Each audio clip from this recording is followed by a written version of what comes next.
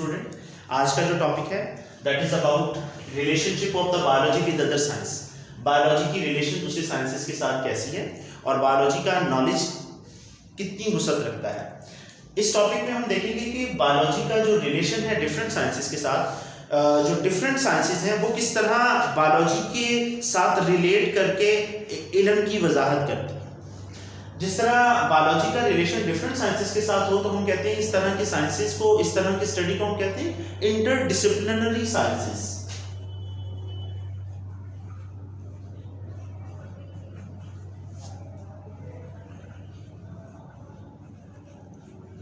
Interdisciplinary sciences. आप कहेंगे कि क्या बात कर दी, तो ये बात इस तरह है कि जिस तरह हम कह सकते हैं, फॉर एग्जांपल अगर मैं कह दूं कि बायोलॉजिकल स्टडी में हम कहते हैं कि अगर मूवमेंट ऑफ लिम कहते हैं हम, हाइंड लिम और फोर लिम और हाइंड लिम होते हैं, मतलब टांगों और हाथों की मूवमेंट, हम कह सकते हैं बाजुओं की मूवमेंट या टांगों की मूवमेंट। इसकी मूवमेंट का ताल्लुक फिजिक्स में अगर देखा जाए, फिजिक्स में लिवर की जो मूवमेंट है,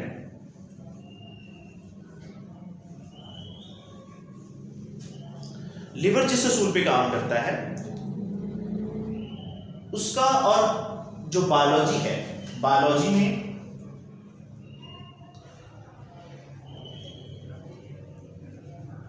मूवमेंट ऑफ लिव, अगर इन दोनों को आपस में हम इंटर रिलेट करते हैं, मिला देते हैं, तो हम कहेंगे ये दोनों, इन दोनों के फंक्शन तो सेम है।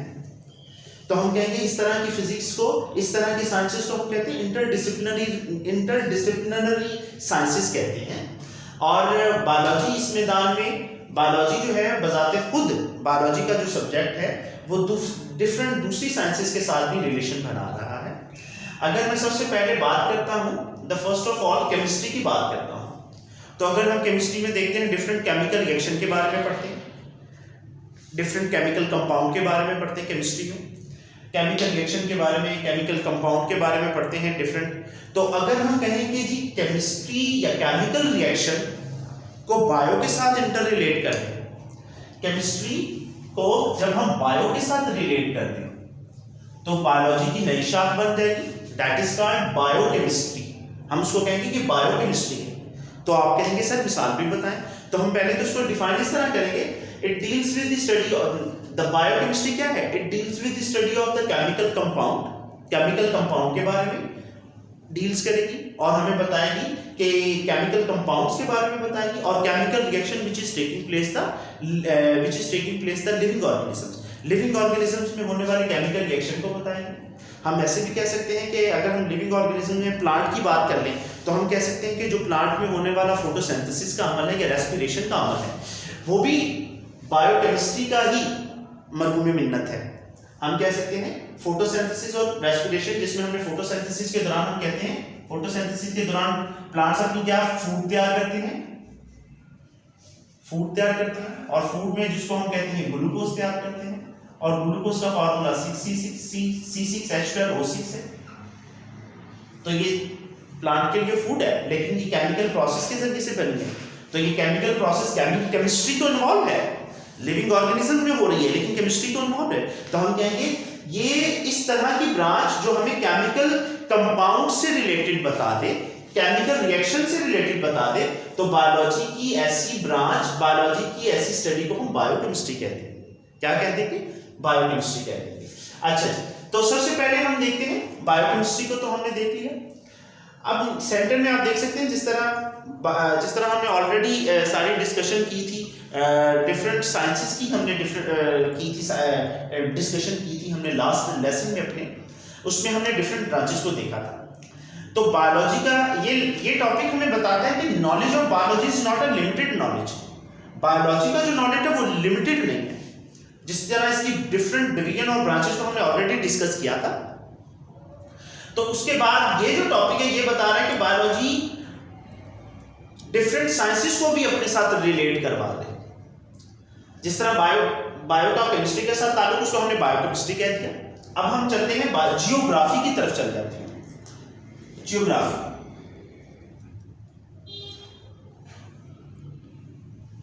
जियो मीन हम कह सकते हैं जमीन, ग्राफिकल उसकी रिप्रेजेंटेशन करना, ग्राफिकली बताना कि जियोग्राफी का मतलब है जमीन में कोई चीज़, जमीन में किसी चीज़ की तकसीम कैसी है।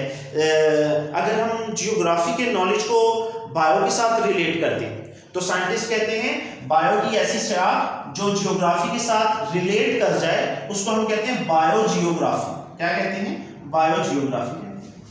तो बायोजियोग्राफी में बायो का तो मतलब लाइफ है, इसका मतलब है लाइफ का जियोलॉजिकली डिफरेंट एरियाज में उसकी डिस्ट्रीब्यूशन, डिफरेंट ऑर्गेनिजम्स की डिफरेंट एरियाज में, डिफरेंट रीजन में जो डिस्ट्रीब्यूशन है उसको कैसे एक्सप्लेन किया जाए, ये शाख जियोग्राफी कहलाती है, बायोजियोग्राफी कहलाती है। तो हम बायोजियोग्राफी की जो स्टडी करते हैं हम कहते हैं it deals with the study of the occurrence and the distribution of the different species of the organisms into the different biological region of the world. different biological region जो है दुनिया के उसमें different species of the organisms का फैल जाना, this situation is called the biogeography. Bio में life, geographically, geography की तो ऑलरेडी हमें जियो कहते हैं, बायोजियोग्राफी कह सकते हैं हम नॉलेज ऑफ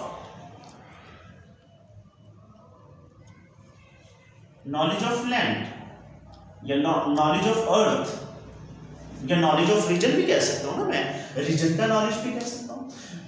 ग्राफिकली एक्सप्लेन करना, ग्राफों के जरिए बताना कि जमीन के डिफरेंट रीजन में कौन कौन से एनिमल्स हैं।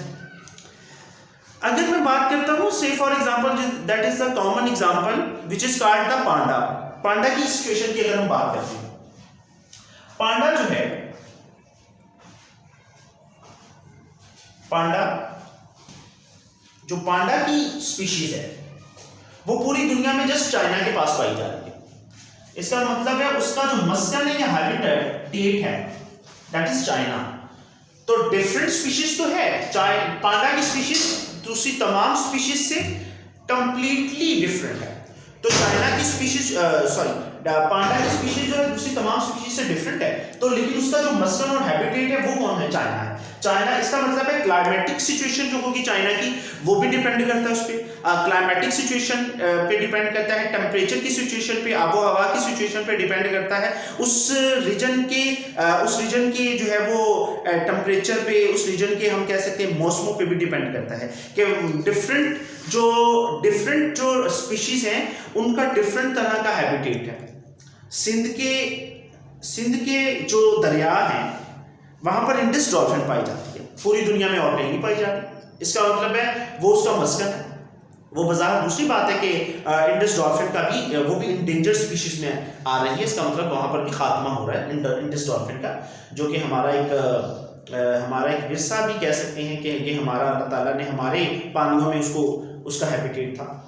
तो बताने का ये मतलब है बायोजियोग्राफी क्या है? डिस्ट्रीब्यूशन ऑफ द ऑर्गेनिजम्स की डिस्ट्रीब्यूशन है, distribution of the organisms into the different region of the world.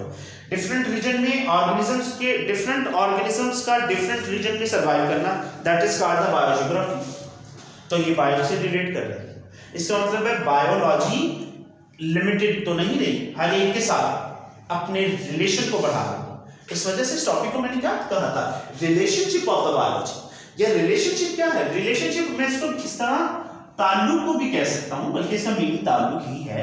Relationship ताल्लुक है, बायोलॉजी का दूसरी साइंसेस के साथ बहुत गहरा ताल्लुक है। जिस तरह हमने पहले भी कहा था केमिस्ट्री के साथ तो बहुत गहरा ताल्लुक है बायोलॉजी का। केमिकल रिएक्शन हमारी बॉडी में बहुत ज़्यादा हो रहे हैं। हमारी डाइजेशन के दौरान हमारे डाइजेशन में हमने कहा कि हमारे स्टमक से डिफरेंट तरह के केमिकल रिलीज हो रहे हैं। ऑब्वियसली केमिकल्स का क्या काम होता है? केमिकल्स का काम क्या होता है? केमिकल रिएक्शन परफॉर्म करना।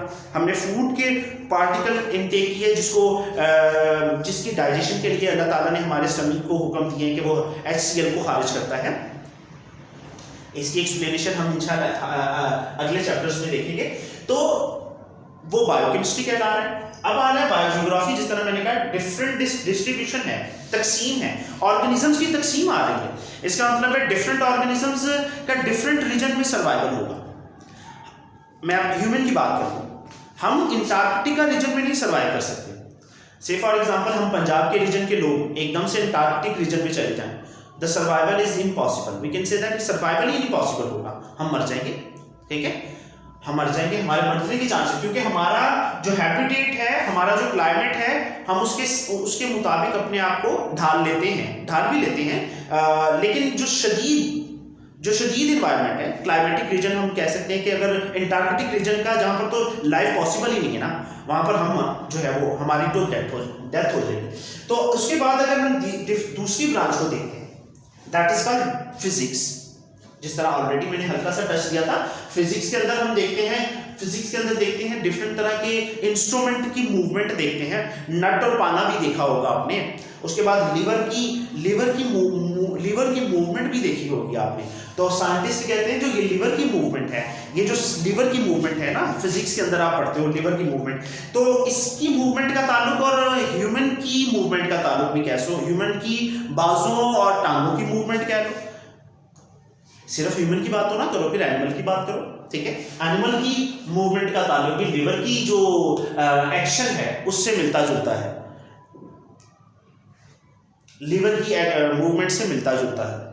तो इस तरह हम कह सकते हैं फिजिक्स का साथ बायोलॉजी रिलेशन खास कर रहा है, तो ये फिजिक्स के साथ बायोलॉजी का ताल्लुक बन रहा है, इसकी मूवमेंट का, जो बायोलॉजिकल जो ह्यूमन है, जो एनिमल्स है, उनकी जो मूवमेंट है उसके साथ ताल्लुक बनना है। तो साइंटिस्ट ने कहा नई ब्रांच बना देते हैं, नई ब्रांच का नाम दे दो इसको क्या कह देंगे, बायोफिजिक्स। क्या कह देंगे, बायोफिजिक्स कह देंगे, क्योंकि फिजिक्स में तो हम जस्ट स्टडी करते हैं अबाउट द मूवमेंट को स्टडी करते हैं, लेकिन जब बायोफिजिक्स की बात आ जाएगी तो हम कहेंगे मसल्स और बोन्स का जो एक्शन ह्यूमन की बॉडी में है, ना सिर्फ ह्यूमन की बात तो नहीं कर सकते, एनिमल्स की बॉडी में है, उसका काम, उसकी मूवमेंट का काम, रिलैक्सेशन और कॉन्ट्रैक्शन का काम, वो फिजिक्स के उसूलों के मुताबिक मिलता है। तो फिजिक्स के उसूलों के मुताबिक मिलता है, तो हम इसको क्या देंगे, बायोफिजिक्स। तो ये फिजिक्स में हम किसको देख रहे हैं, फिजिकल। अगर बायोफिजिक्स क्या है, बायोफिजिक्स हमें बताती है, biophysics deals with the study of the biological principle with the knowledge of physics, हम ये भी कह सकते हैं। इसको मैं एक्सप्लेन दोबारा करूं तो ये होगा,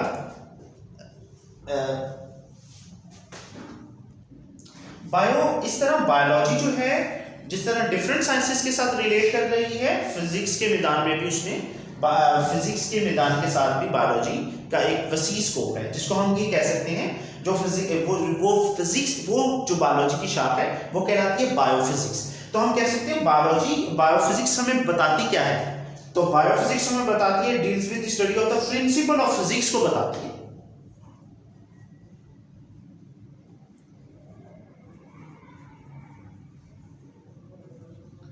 प्रिंसिपल ऑफ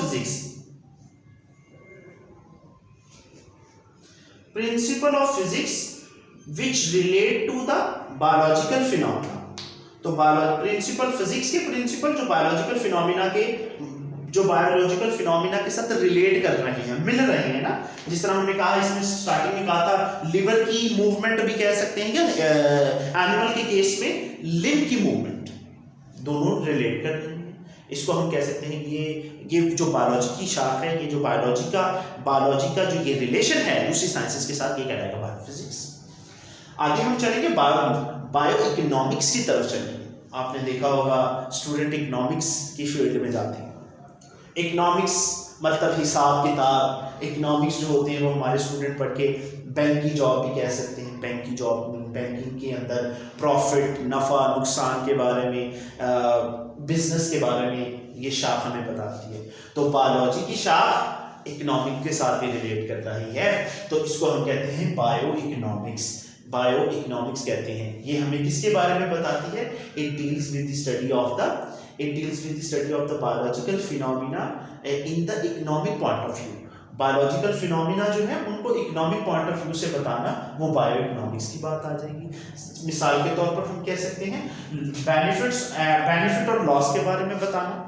बेनिफिट और लॉस हो रही, मिसाल के तौर पर हमने फला एकड़, एक खास एकड़ जमीन में जो है वो खास क्वांटिटी गंदम की उगाई है, तो हमें कितनी यील्ड ऑफ व्हीट हासिल होती है, कितनी क्वांटिटी हासिल होगी गंदम की, उससे हमें नफा क्या होगा, उससे हमें प्रॉफिट क्या होगा। तो इसका मतलब है प्रॉफिट का ताल्लुक, लॉस का ताल्लुक ये इकोनॉमी के साथ। तो बायोलॉजी का ऐसी बायोलॉजी जो रिलेट कर रही है इकोनॉमी के साथ, that is called bio economics. बताती किसको है, it tells with the study of the benefits and the losses के बारे में बताती है, नफा और नुकसान के बारे में, ये नफा और नुकसान के बारे में नॉलेज देती है। उसके बाद हमारा अगली जो शाख हमारी आ जाती है, दैट इज कॉल्ड मैथमेटिक्स, जो कि साइंस बायोलॉजी इसके साथ भी रिलेट कर रही है। बायोलॉजी की शाख जो मैथ के साथ रिलेट करती है उसको कहते हैं बायोमैथमेटिक्स भी कहते हैं या बायोमेट्री भी कहते हैं। बायोमैथमेटिक्स या बायोमेट्री हम कह सकते हैं। It deals with the study of the mathematic rules and tools of the mathematics which relate to the biology. हम कहेंगे ये ब्रांच क्या कहलाती है, बायोमैथमेटिक्स कहलाती है या बायोमेट्री कहलाती है। इसकी एग्जांपल है डाटा का एनालिसिस करना, डिफरेंट जगह से एनालिसिस कर लेना, डिफरेंट जगह से डाटा की कलेक्शन करना। डाटा की कलेक्शन कब करते हैं, जब हम एक्सपेरिमेंट करेंगे। डिफरेंट जगह के एक्सपेरिमेंट से जो डाटा की कलेक्शन होगी उसका एनालिसिस करना, ये शाखा हमारी बायोमेट्री या बायोमैथमेटिक्स कहलाती है। तो बेटा आज की जो हमने रिलेशनशिप देखा है बायोलॉजी का, जो कि एक वसी हद तक वसी नॉलेज है बायोलॉजी का, उसका सबसे पहले तो हमने डिस्कस किया वो केमिस्ट्री के साथ डिस्कस किया, दैट इज कॉल्ड बायोकेमिस्ट्री। और फिर हमने इसको बायोलॉजी को रिलेट किया है जियोग्राफी के साथ, दैट इज कॉल्ड बायोजियोग्राफी। फिर उसके बाद हमने फिजिक्स के साथ रिलेट किया, दैट इज कॉल्ड बायोफिजिक्स। उसके बाद बायोमेट्री और बायो इकोनॉमिक्स। ये सारी शाखें हमें नॉलेज देती हैं। एक जो स्टूडेंट हमारे मैट्रिक के बाद फ्री हो जाते हैं, मैट्रिक के बाद अपनी चॉइस पे भी या अपने फ्यूचर को सिक्योर करने के लिए जाना चाहते हैं साइंस के शोबाजात में, तो वो डिफरेंट तरह के फील्ड को भी डिफरेंट तरह के फील्ड को चूज करके उस फील्ड में अपना मुस्तकबिल बना सकते हैं। हमारा जो नेक्स्ट टॉपिक होगा that is called about the carriers of the biology. इसका मतलब है बायोलॉजी जो हमें फ्यूचर किस तरह प्रोवाइड करती है। बेटा इस होल टॉपिक पे कोई क्वेश्चन हो तो आप पूछ सकते हैं कमेंट बॉक्स में पूछ सकते हैं। अल्लाह हाफिज़।